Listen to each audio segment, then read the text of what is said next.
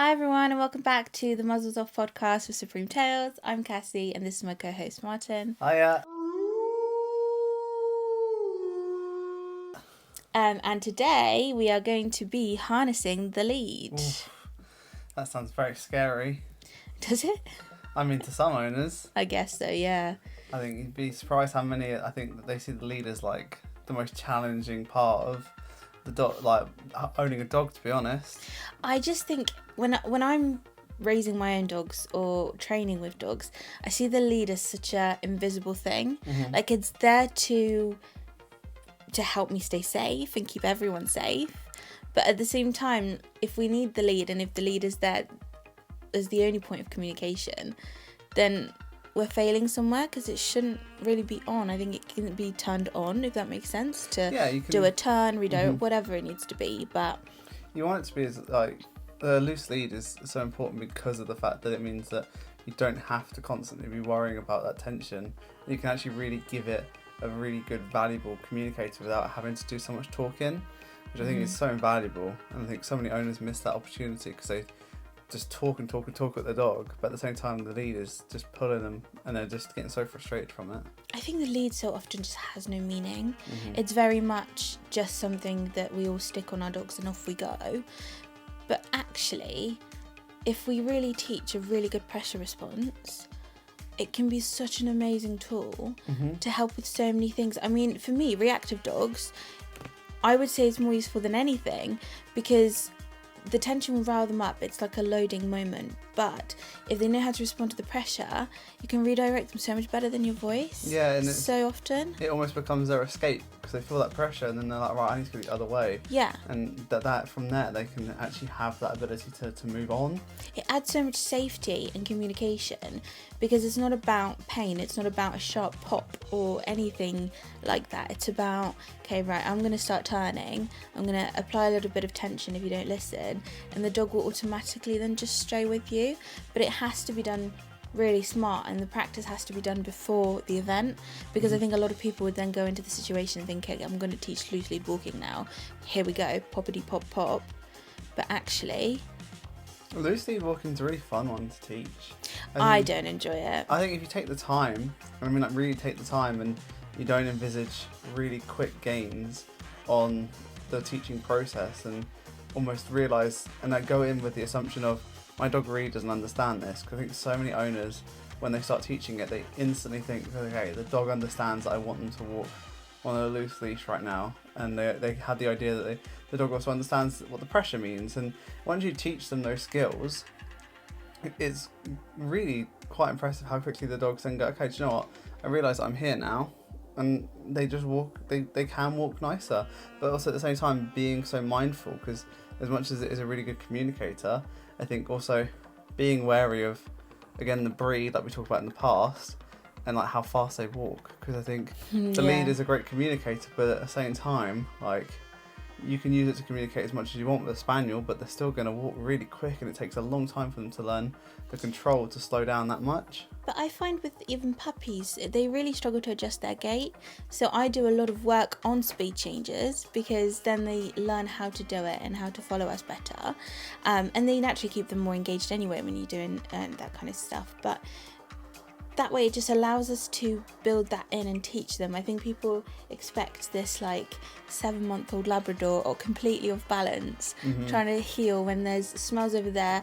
Let's say testosterone's kicking in and it's just this whole world, this bubble of goodness plus us with a lead that are just annoying. I think that bit's the bit that's so crazy to me, because let's say you took me, I'm in like my late 20s, if we got late 40s. Oh yeah, that's how I feel anyway. Okay, Grandpa. If we were to be invaded by aliens and suddenly they had to walk us around on leads, I wouldn't instantly be like, right, I know exactly where I'm meant to be, I'm going to be here, that's where they want me. But we're essentially doing the same thing to dogs, because they don't understand the language and they don't really understand what we're asking for to begin with. It takes a long time, and when you've got like a 5-year-old dog, that's 5 years they've learned to do things one way. Like, you think about how hard it is for you to change a habit, but we have owners that meet us and in the second session they're like, well, why is my dog not walking really nicely yet? It's like, well, you've been doing this for now a a week. Your dog's been doing it previously for God knows how many years, and they're probably way more consistent at pulling than you are at teaching them not to pull. Well, they're also training in the situation. I think that's really difficult, is there's not enough practice out of the needed situation. So for me, if I was going to try and lose weight, and whatever my favourite snack may be, I'm not disclosing that information, it's pretty private, pretty important information. Is it? Yeah. What are we talking about? New stuff? You can't tell them. Really? Yeah. What, iced fingers? Don't be weird. It's just what it is. I find that if I Is it was... ice cream? Martin, I'm busy doing a podcast. Yeah. Hi guys, welcome to How are you doing? welcome Super... to Cassie's favourite snack podcast. No, no, to tell them. So what is it? Oreos. Mango. Oh my god. Okay, right. I'm gonna just keep talking, and hopefully you'll get bored. So, if I was gonna go on a diet, and let's say I wanted to stay away from sugar, and I put my favourite snack in the bin, and then I never bought it again. Which is? And in that moment, I am setting myself up to succeed more than if it's always there, I'm gonna keep snacking at it. That's just a habit that I have, and to break the habit, I have to get rid of it, for me personally, and then I can reintroduce it, but once the habit's gone. And I think obviously that doesn't work the same for everybody in that scenario, but there's different scenarios for everything. And with dogs, if we're working on loose lead walking, stop smirking. Currently it's White Kinder Buenos. I do like white Kinder Buenos. I just wanted to let everyone know. Thanks. Right, you can keep going now. I'll stop smiling. It's one of those things that as long as we practice out of the situation, then we can then bring them back into an environment that, for example, that's stimulating and the dog knows well. Because if you start loose lead walking after, let's say, your puppy's been out for a week. Let's do something really, really simple, right? And they're following you anyway. Puppies are pretty engaged when they're really young. And you have a pretty good relationship, but they're still pulling around, just sniffing, as puppies should. Let your puppies explore. But then you're thinking, right, I'm going to do a bit of loose lead walking. You can't then just in that exact same spot expect the puppy to randomly switch and no. And don't just start saying heel at your puppy. They're not going to know what on earth you're talking about. And also just remember that we can't, if the puppy knows, right, in this spot I always walk forward and I do a loop around the block or whatever you do with your dog, then it's going to continue doing that. That's what it's going to autopilot to do. Obviously, the older the dog or the longer you've been in that space, the more ingrained that behaviour is.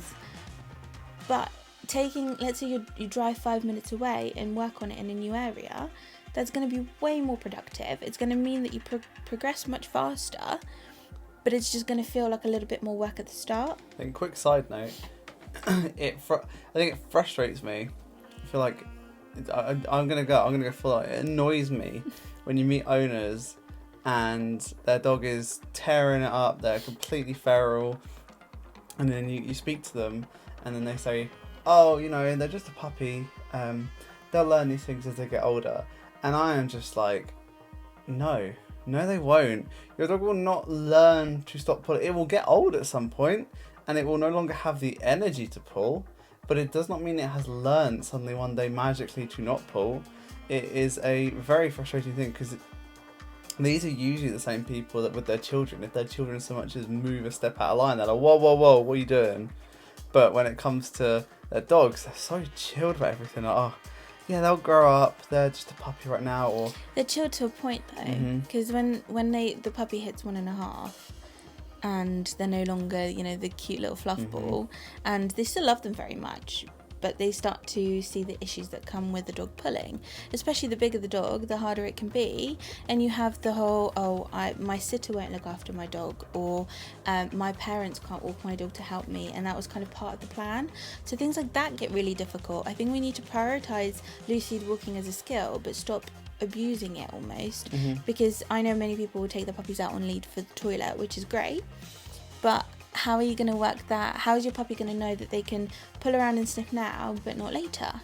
Was the same? Well, that's where. Sorry, I was ready for my own bit, but we're going to my equipment cues. But I would just want to say, I think the final thing about that, in terms of the walking, because it'll lead on to equipment cues as well, is we meet a lot of owners from cities, predominantly London. Surprisingly, a lot of people live there, but just a few. Yeah, I think like 6. So, we meet a lot of them where we go to, okay, what kind of exercise do you give your dog? He's like, oh, well, we lead walk them around every day, and it's just not sufficient exercise. You've probably got a few breeds where it's enough, or they're old enough, and then they're too doddery, but it's not enough. And I think that's where having equipment cues and other means of being able to let them know, now we want you to walk nicely, and now you have free time, is so important. Because if you've got like yourself a Labrador and you're expecting it to only get its exercise from on the lead, walking to heel, nice and loose leashed, you need to reevaluate where you think you're going with that dog, because it's not going to go that way. To be honest, I mean, if you put enough equipment on it with enough aversive, it is going to work. You can achieve that. Yeah, but then the dog's still not getting the exercise. The dog's just going for a walk. But that's where the argument of the quality of life comes in, right? Because if you get a dog that is meant to be a working breed, you can't then expect them to take a stroll around London and enjoy all the sights. No. It's just never going to work. And I've never seen any dog be excited by Big Ben. Have you not? No. I used to go all the time. Never got my dogs excited. But then you have, for me, it's dogs that are more cautious or aloof that end up in London, and they don't get taught the skill, and then the lead almost acts as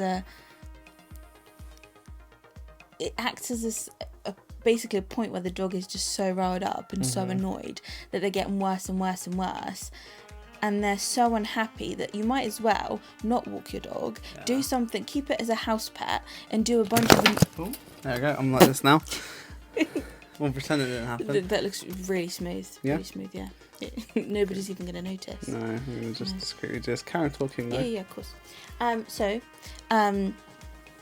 when you have... Oh no, it's pretty. Hold it. There we go. No.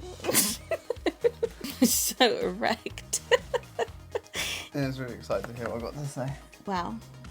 Whatever I was saying, I think riling dogs up with harnesses and blah blah blah. Not harnesses. Riling dogs up with lead tension. It's funny because what you could do is you could introduce another piece of equipment, and then you could do something called... But I was doing my thing. Oh, I was telling my story. Oh, sorry. Story time. You're back in London. Story time, Cassie. You're back in London and you're walking your dog, and you've got tension, and you're just really going. You're walking. You're being pulled around, and it's annoying for you, but the dog is not benefiting from it at all. So it's almost winding them up. And then let's say you've got a border collie. With that frustration and the fact that the dog's pent up and probably not getting the right fulfillment, all of a sudden the dog's chasing cars. And then what? And then you've got German Shepherds that are barking at everything. And you've got Labradors that are excessively jumping because they just want to get places but they can't. And these are just random breed examples that are really common that we see. But you've recently worked with a Schnauzer. And, I mean, dog was really pulling, but the dog was also not getting any off-lead time. No. So it's impossible. I mean, it's not impossible, but it's unfair on the dog to expect a behaviour. Well, once we introduced equipment cues, it made life a lot easier for the dog, because actually at that point we could say to the dog, and we'll call it Alfie. When we said to Alfie, look, you're on the harness, Alfie could pull and go and do what he wanted, and usually that would lead to him going to a field and having a run and working on recall and having a lot of fun that way, and doing some toy play and really giving him that outlet. But then when we said to Alfie that you're on the collar, we now want you to walk nicely by our side, for Alfie that became very clear very quickly, because he understood the difference. When the equipment was changed, there was a different pressure and it meant a different thing for him altogether. And very quickly we didn't need to even worry about the lead, because he was like, okay, I got this now.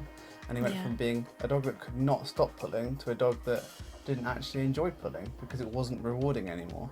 It also gives us owners room for consistency, I think, because it's really easy for us to think, right, my dog's got to walk to heel, blah blah blah, but once they're in their learning stage, or we're just really busy and we just want to get them out, let's say we've just not done enough that day, it happens, and the dog's just really excited and we don't have time to, let's say, give extra rewards or just have a little bit of that training moment before we fully get into the swing of things.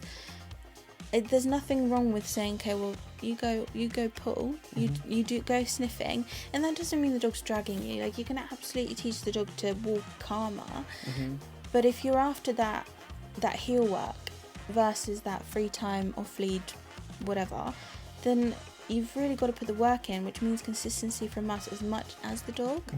And really timing it, because we've had owners where they're like, oh yeah, the morning's really easy, but the evening, the nightmare. And it's like, well, your dog's probably had a really busy day, and then it's probably really tired, probably aren't giving it enough sleep, and all of a sudden you're now expecting it to understand the difference, understand not to pull, and it's probably just tired. Like, you asked me to do something right at the end of the day. Let's say it's like, so you asked me to do the podcast at midnight.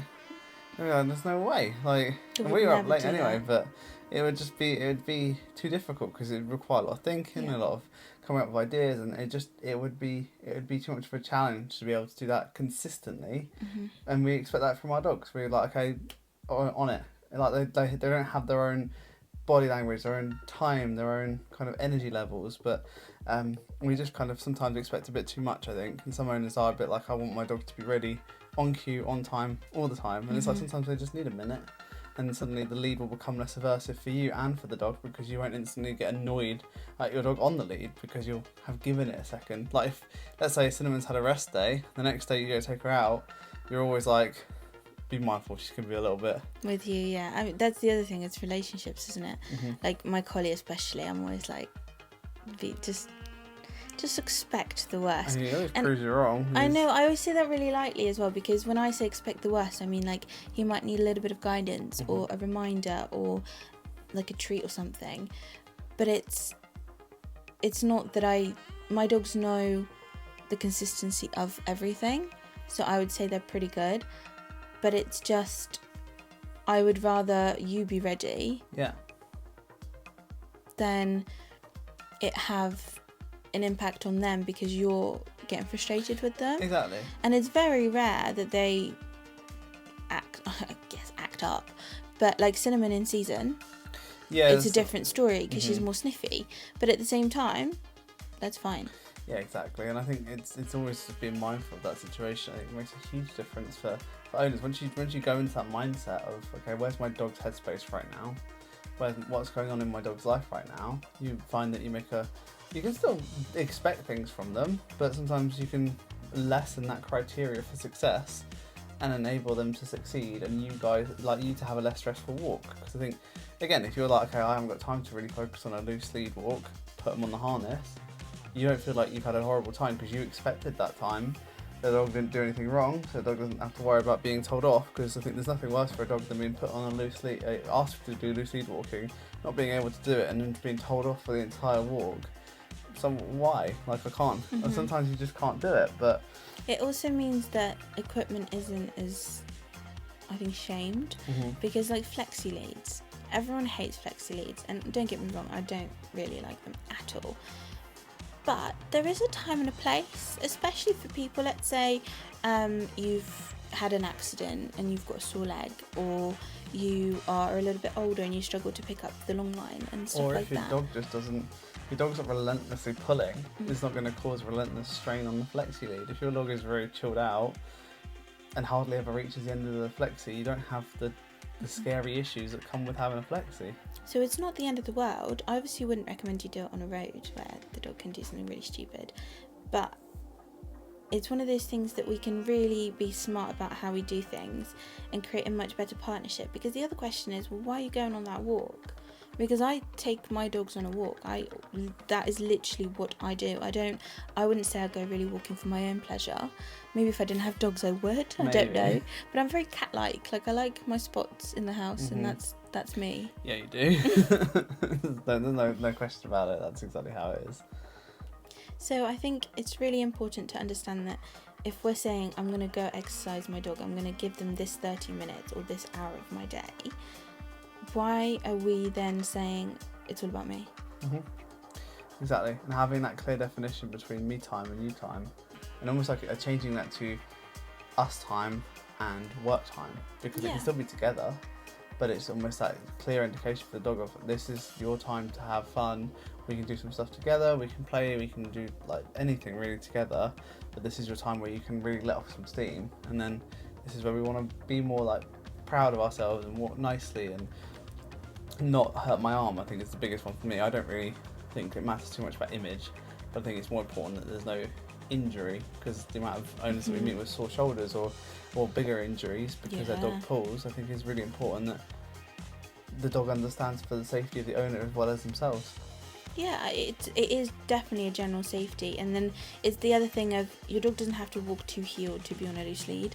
That's the other problem I think I have, is a lot of people expect these perfect lead walks, especially if you look more on the mean side of training. You see a lot of like poppity pop, stay by my side, blah blah blah, and so much eye contact. yeah, but I really like heel work, and I like my dogs walking right by my side, so that's my preference.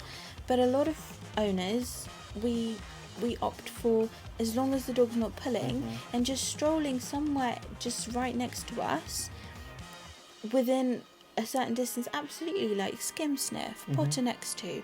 Like, it's not about this militant walking, because for most of us, as just owners, we don't need that from our dogs. There's literally no point.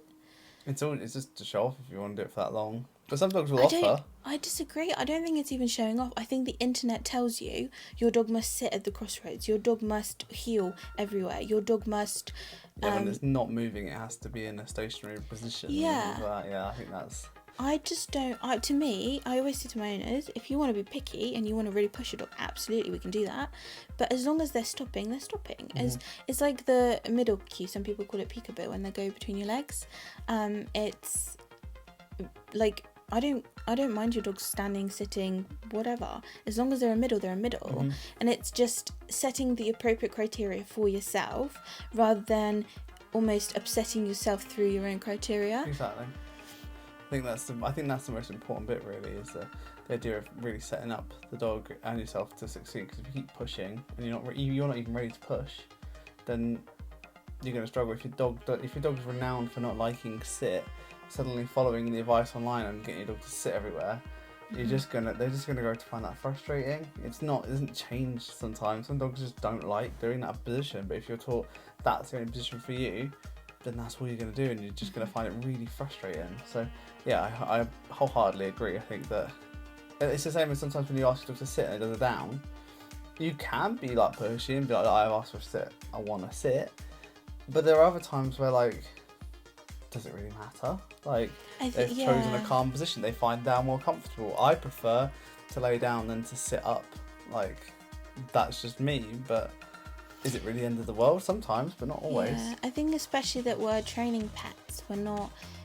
When you're looking at other sports within the dog world, it's different, because you're practicing for a certain skill and for a certain purpose, and there's rules and whatever. But if you have a pet dog and you know your dog's preferences, then I would use them to your advantage. There is no reason to push yourself more than you have to. Before I became a trainer, when I got Cinnamon, I really enjoyed training, so I was quite pushy with things because I enjoyed doing that. But I didn't prioritize obedience that much. I did so much confidence building that she kind of it all merged together at one point, because she was so happy to be in the world and be doing things, that then asking for a sit wasn't a hard request, because we already had done so much that it was just a normal thing. Rather than, I think we ask dogs to do so much from so young that they almost don't like doing it, because they're like, they know sit now, I won't pay them. Like, literally just go outside, have fun with your dogs, and enjoy their puppy times, enjoy their teenage years, enjoy them turning to their full-grown selves, and enjoy them being seniors. Like, just find what they like and embrace it. Like, for me, my happiest time is when we go to there's a really nice park down in Surrey that we love to go to, and it's got a really lovely swimming spot, and it's my favourite thing ever. Like, taking Cinnamon there is my absolute favourite thing, because she is just so happy and content and thrilled, and that is where I can see her just shine. And it's not that all the walks nearby are bad, but taking that hour to drive there and take her for that walk is 100% worth it. It's a very sentimental area. It's lovely, and I think that you always know that they're going to have a good time. And I think taking that time for them is important. I think a lot of owners do say that their dogs' walks are for the dog, but really it's just because they want to go for a walk in certain places. But that really is a spot where it's like, it's lovely for us, but really it's Cinnamon and Sherlock and even Snickers when he goes that have the best time, because they're swimming, they're running, they're basically having the ultimate free time for them in a way that they find enjoyable, because they enjoy water mostly. Not quite Snickers, but he does well, bless him. he can swim. Yeah. He can pre-swim as well. And he can sometimes jump in, but he also then regrets the fact he jumped in. But that's a whole different topic altogether. He's a sweet boy. Yeah. But Cinnamon and Sherlock love it, and I think that Sherlock tries. He does a lot of screaming. yes, you do wonder whether you need to go in sometimes to save him, but we don't. He's like a husky mixed with a collie, I find. He's very chatty, but he's still got that biddable side to him. Yeah. Not so the smarts. Well, no, I think he's pretty. He's got a good brain for a on him. rough collie, he's really, really smart. But he's just comical. I love him so much. He's great. He is so quirky. I think we should. Yeah, I think that's it. Yeah, just about our dogs now for the rest of it, or yeah, why not? Yeah, our dogs are really cool, guys. Yeah, we do have beautiful dogs. Yeah, I guess to conclude, equipment cues. That can be, it doesn't have to be collar and harness either. It can be back clip of harness and front clip of harness. It literally whatever works for you. And obviously I don't train with other tools. I will personally use a martingale. I think that's what they're called. The ones that with the bit that goes loose in the middle. Yeah. Yeah. The martingales, I think. But that's just because, like, if we're working with rescues, for example, they have a really strong flight response a lot of the time, and I know that they can't get out of that. So for me, I'll often use a martingale to front clip and then back clip for free time. So then it just allows them that freedom. So everything has a purpose. I don't think anything has to be shamed. I wouldn't work with something like a prong collar or a choke chain or anything like that, but if you do, just be really smart about how you use them, so then your dog still has the time away from that equipment where they can be a dog, and you're not expecting this constant heel work and this constant obedience, and just try and enjoy your dogs. And I think asking your trainer or even breeder, whoever you're able to speak to that can give you some advice, find a way to enjoy a hobby with your dog 100%. Alongside everything. So then you can have your training time, you can have your fun time, and you can see everything as a process that you really enjoy, rather than this militant dog must do this, I hate my dog because dog is doing this. In a really good way. I think it's a really good bonding and also a really good handling thing to take part in as well. No matter what one you pick, there's always it really helps progress the handling side of things, because you're doing it for your dog, but you're also doing it for yourself to be better at the sport that you've chosen to do. So I find it really adds to that incentive for the owner to then really push themselves on. And I think a fun one to think about, and we might talk in another episode, is you don't have to order food. I mean, you can sniffing, marking. Marking is my favourite, I think, with like young hormonal males. I think that's such a useful tool, and you stop fighting that urge. But yeah, I'm gonna stop there. Yeah. That's for another episode. But yeah, thank you for tuning in. Yeah, harness the lead and have fun with your dogs. See you next time.